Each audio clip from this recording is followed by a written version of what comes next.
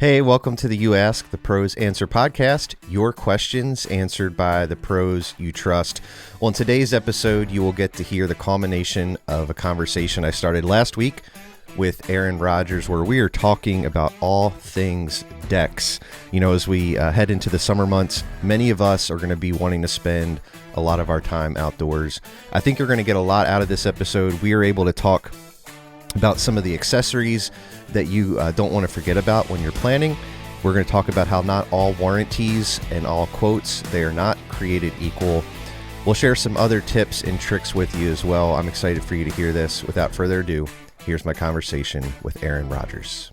This is the You Ask the Pros Answer podcast. Do you have questions about an upcoming exterior contracting project? We've got answers. Welcome to the You Ask the Pros Answer podcast. We've covered the kind of the foundational pieces of the deck. We've talked about the decking material itself. What are some of the other accessories? Talk to me about the railings or lighting or those other things that we don't want to forget about. Yeah. So, your frame is your basis for the entire deck. Your decking is kind of the second piece of that. And then railings will kind of be the not necessarily the last piece, but one of the last crucial pieces. Anything over 30 inches requires railings. I think it's a little high if I have a 29-inch deck. If you take a step off of a 29-inch deck, you can hyperextend your knee pretty easily. So anything over 30 inches requires railings. Kind of the same thing with decking, where you have a whole slew of options. You can start with your pressure treated. You can go to cedar. You can go to Ipe. They have aluminum painted railings. They have aluminum pressure powder coated railings. They have stainless steel cable railings. They have vinyl railings. They have PVC railings. You have composite railings. I mean, the options are endless. And there's almost nothing that isn't available in our territory relatively quickly. So we're starting to see more and more options for railings in the past 5 or 6, 7 years or so than we've ever had before. We have more competitors in the space as far as more brands making the similar product with warranty, color options, and availability. So railings, I mean, again, depending on budget, you can go as far as you really want to. Glass railings are still fairly popular. I think most people think glass railings are amazing if you have a decent view until you have to clean them. Especially if you live, a dog, yeah. So they come with engineer stamps. They're just as strong as the other railing options you have. But depending on where you live, you're going to be cleaning them often, which kind of loses the appeal after a while. Mm-hmm. And then from there, the rest of it's kind of more like your finished pieces. It's the decorative icing versus the main icing. So the trim that you use around the deck, the landscape fabric you use, the stones you use if you choose to do, to cover the ground underneath of it. Lattice work, you have the kind of the cheap, when most people, when they hear the word lattice, are thinking of like the cheap, kind of like gingerbread style lattice that you buy in 4x8 sheets. We as a company don't use that stuff. It's a very unstable product. It's really hard to put a warranty on it. Even if you install it perfectly to the manufacturer specs, it always fails. We typically always push people towards like either a vertical or a horizontal PVC board. We can do a whole bunch of different options with that. But honestly, like we can frame off of that. We can put an access hatch underneath of it if you choose to have an access hatch. And, if you hit it with your weed whacker, it's not really going to do anything. You can pressure wash it without it breaking. You can hit it with your mower without it breaking. You can paint it. There's so many more options with PVC than there is with vinyl. And then, you can go with, you got all kinds of different sorts of lighting options and sound options. And, it's endless. So we started seeing more and more people kind of want like a grill inset. It was real popular for a while and then it kind of died off. And now we get more and more people asking for like a specific spot where we kind of bump the deck out to put their grill so they don't lose like the space on the deck for the living area. Sure. Um, And I would imagine we talked about HOAs at the beginning of this conversation, but yep. when it comes to railings and that sort of thing, most homeowners associations are probably going to be particular about the color of railings, Yeah. some of the material, more so than the decking itself. Correct. Yeah, railings are a little bit more visible than the decking is. So in a lot of communities, they're just going to want you to match what's already kind of existing. Normally, there's going to be some sort of railings on the exterior of the house. So a lot of times the HOA will just stipulate that it has to match that. White vinyl railings is the kind of the gold standard. It's the most common, and it is so ridiculously cheap and quick to install that it really it makes sense. But yeah, HOAs kind of dictate almost everything if you live inside of a community. Okay, so let's say I've had an exterior specialist or a sales guy come out, talk to my wife and I about all the different decking material options. They've kind of walked the property, got a good sense of what we're looking for.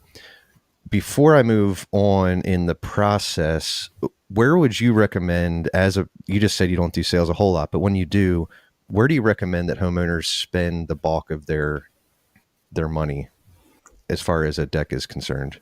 So I'm going to say this twofold. Okay.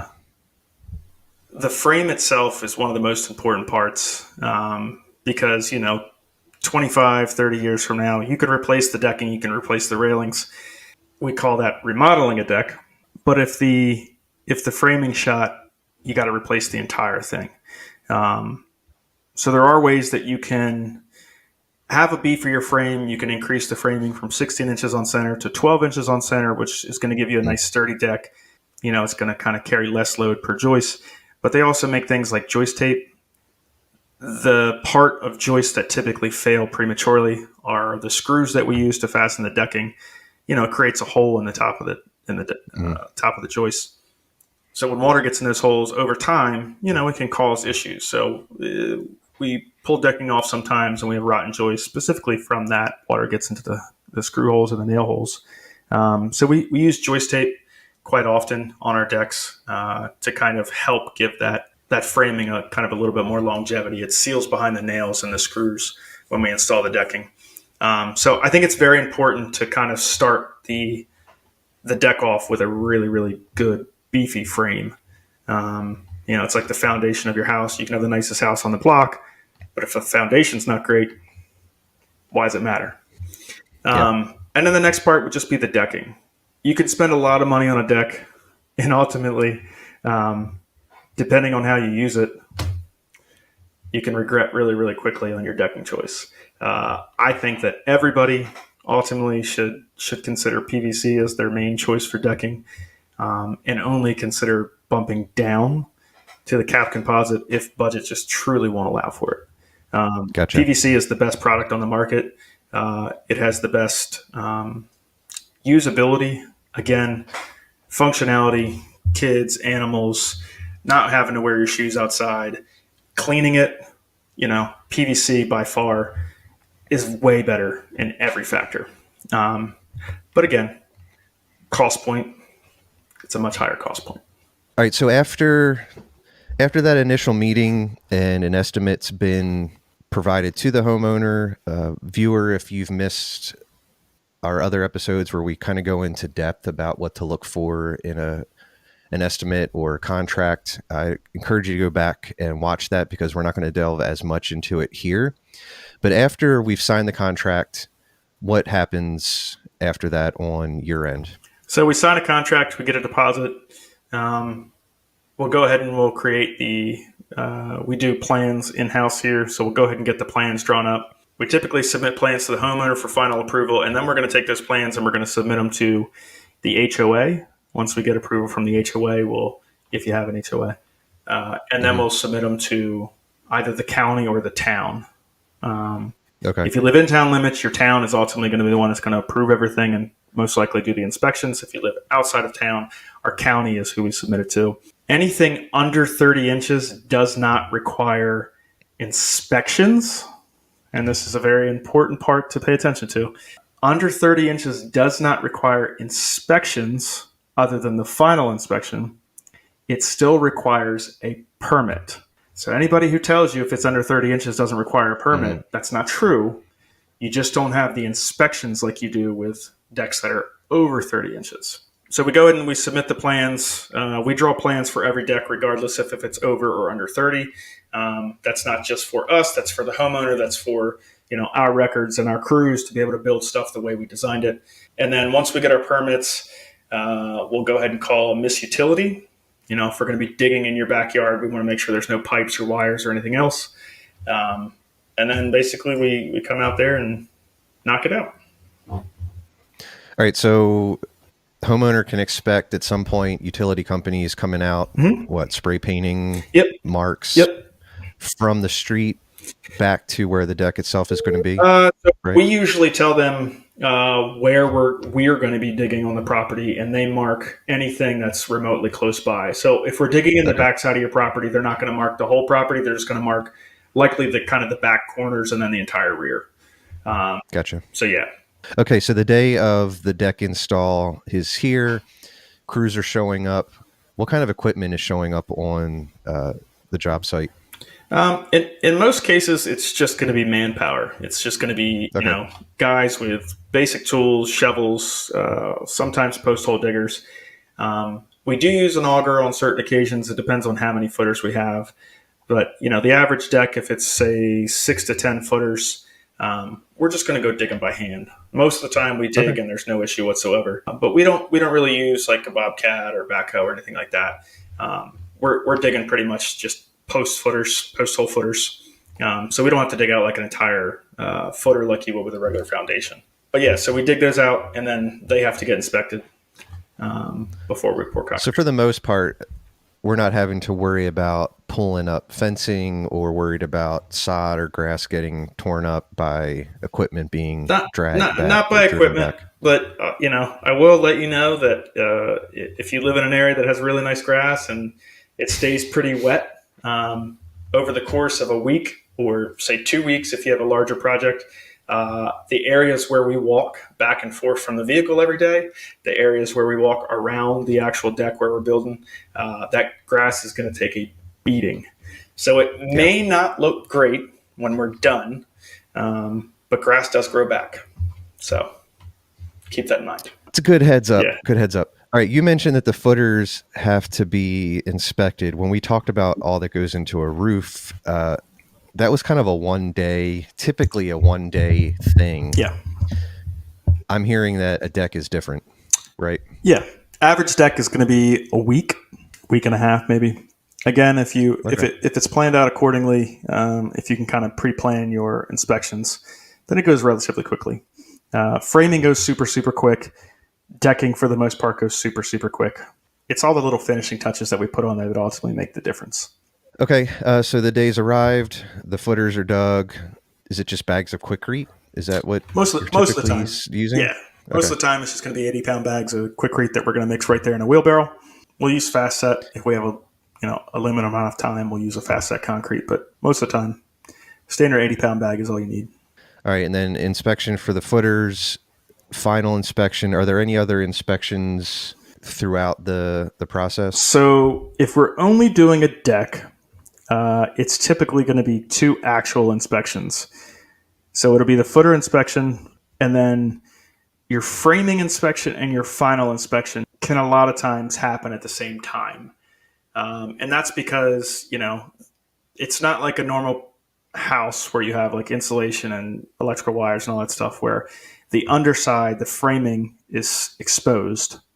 So as long as they can access the framing, then typically they can look at the final product, make sure your railing heights are the correct height, make sure you have a graspable handrail in place, and check all the framing and connections and everything at the exact same time. So your typical deck is only going to be really 2 inspections. If it is a larger project and it's kind of broken down into multiple sections, like if it's a multi-tiered deck or a deck that has a little bit more structure, a second-story deck, we'll usually get the framing inspected before we put any final touches on it, because it involves kind of just a little bit more structural, screws, fasteners, lag bolts, those types of things. So, And I would imagine if there was any electrical work done, the electrician would have to correct. handle the inspection Yep. on that end as well. Yeah, and just, electrical inspections are completely separate from what we do. We can't call in for an electrical inspection. Only electrician can do that. So Gotcha. if you use a licensed electrician on your projects, they're the only ones who can pull the permit and get the inspection. We cannot. All right, so fast forward the week or so, obviously weather permitting is done, the deck's done. I love it. My wife and I are sitting out on our deck the first evening. We're grilling up dinner. Our kiddos come out and we're eating dinner, and we realize that something doesn't look quite right. Could you talk to me a little bit about the warranty that comes with maybe the different warranties? Because I would imagine, much like roofing, there's warranties that come from the manufacturer and then also from the contractor itself. Yeah. So we as a company pretty much cover our labor forever. We have a limited lifetime workmanship warranty. We put the limited in front of it because essentially we just don't want anybody else working on it. So if there's ever an issue, we're always going to come back. Anybody who's ever used us for a warranty issue will tell you that we always come back. And then as far as the manufacturer warranties, pressure treated lumber really doesn't have a warranty. Cedar doesn't really have a warranty. Almost all of your non-natural products are going to have a pretty good warranty in place. You can call it a lifetime warranty. Again, lifetime is a weird word in the building trades. Lifetime doesn't mean forever. Lifetime means the lifetime of the product. So every product has kind of a different lifespan. Most of your better decking brands are going to come with like a 25-year warranty. Okay. Some of them might come with a 30-year warranty, but that warranty is going to be kind of broken down into a couple of different things. It's going to be broken down into kind of the color and the fade, and then it's going to be broken down into the product itself. So you can have products that basically deteriorate, but the color stays in place, and you can have products where the color fades away, but the product is perfect. So, Gotcha. So yeah. And I would imagine that that's something that the exterior specialist ought to go through in that beginning phase, right? Correct. As long as, but it's also good for the homeowner to be asking those questions. Yes. Yep. All right, so we've talked a pretty wide gamut of what to expect when we are getting a deck built on our house. Yep. We've talked about the foundation. We've talked about the different materials. We've talked warranty. We've talked the pre-planning and permits. What are just some of the things to be aware of with regards to the pricing or the cost of the deck or the quotes that I might receive? Yeah. So, with previous episodes, we talked about pricing when it comes to roofing. And, we talked about the fact that the majority of the time when you get quotes for roofing, you're going to have a couple of guys that are pretty much in the same ballpark. And then you may have one outlier that's either super high or super low. With decking, it's a little bit different. So with building decks, let's say you get 3-4 quotes. It's not uncommon for all 3-4 of those quotes to be very, very different price-wise. You can always have guys that'll come out there and they'll quote you $6,000. The next guy may be 8. The next guy may be 12. The top guy might be 20. It's a lot different when you're trying to put that explanation on paper as far as what exactly goes into your price. I said before, like, the frame of your deck, if done right, can be remodeled multiple times over the years. It never really has to be upgraded, fixed, other than maybe, replacing a joist or something like that. But if properly done, that deck will stand the test of time. I wholeheartedly don't believe in minimum code. So the lowest guy and maybe even the second lowest guy, you're getting minimum code. If code says that I can use 2x8s on 16-inch centers, that's what they're going to go with. Whereas, a better contractor might say, okay, we don't believe in that. If the span chart says that I can take a 2x8 to 13'2", and our deck is 13'1", I'm not using a 2x8. I'm using a 2x10 or more. So those little things, although they seem minimal on your end. They do add a considerable amount of cost. And then same thing with the decking products. You have brands that are on the very, very high end of the price point. And then you have brands that maybe don't have the same amount of marketing behind them that are still great products, but they're on the other end. And then you're going to have a whole bunch of brands in the middle. So even though you're, say, asking all 4 contractors to bid a 12-foot by 16-foot deck with, a cap composite and a white vinyl railing, it doesn't mean that all 4 quotes are quoting that exact same thing.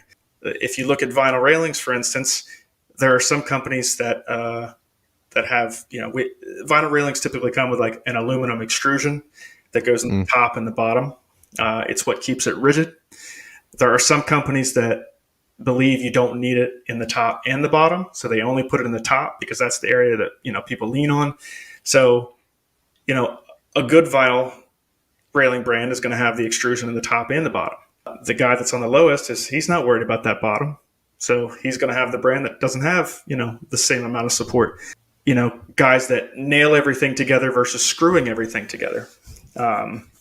Guys that use, say, carriage bolts versus lag bolts.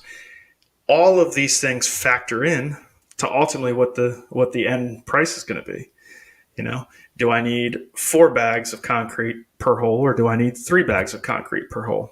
Every one of those little things, the wording in the contract may appear to be the exact same wording, but the final product and the longevity of that final product are going to be vastly different.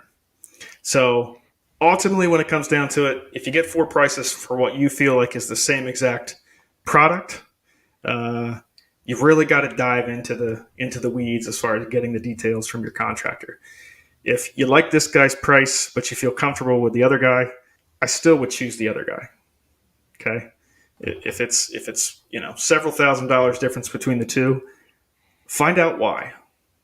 Has this guy been in business for 20 years and that guy's been in business for 5? This guy may be set up to go through another recession. This guy may not be. All of those things factor in. Is the one guy going to come back if there's ever a warranty issue? What's the relationship they have with the manufacturing of the decking and the railings? What's the relationship they have with their suppliers? I mean, there's so many factors that are going to final that price in. So I just say it with do not in any circumstance look at an apples to apples comparison when it comes to this stuff and think that price is the only factor, because it's really, really not. Yeah, often you will get what you pay for. I mean, in almost everything in life, you get what you pay for. Yeah. So, yeah. But yeah. So what I'm hearing is don't be afraid to ask questions. And in one of the previous episodes, you said a reliable contractor doesn't feel the need to hide anything. No. All right. That is all we have for you today on the You Ask the Pros Answer podcast. Hey, would you please help us continue to get the word out about the show? The best way for you to do that is to review us on Apple Podcasts. Simply tell a friend or follow us on social media. We are on Facebook and Instagram. Also, if you are watching this on YouTube, would you please be sure to like this video and subscribe to the channel? That would help us out a ton. Also, before we go, we want to hear from you. The show does not really exist without your questions. Please send your questions related to exterior home remodeling to info@askproexteriors.com and simply put "You Ask" in the subject. If you are facing an upcoming home project, we hope this episode has empowered you to tackle it with confidence.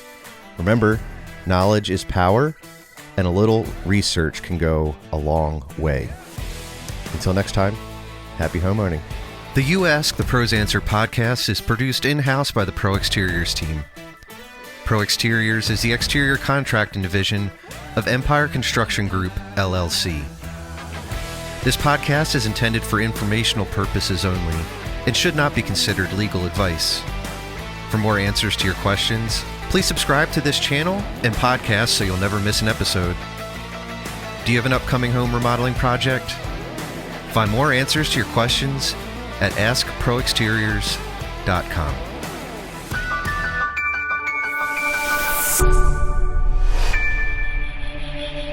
Hey, thanks for watching this video. Would you please help us out by hitting that subscribe button? That would be awesome. Also, if you never want to miss another one of our uploads, please be sure to hit that notification bell. All right, thanks. See ya. Smash like, subscribe.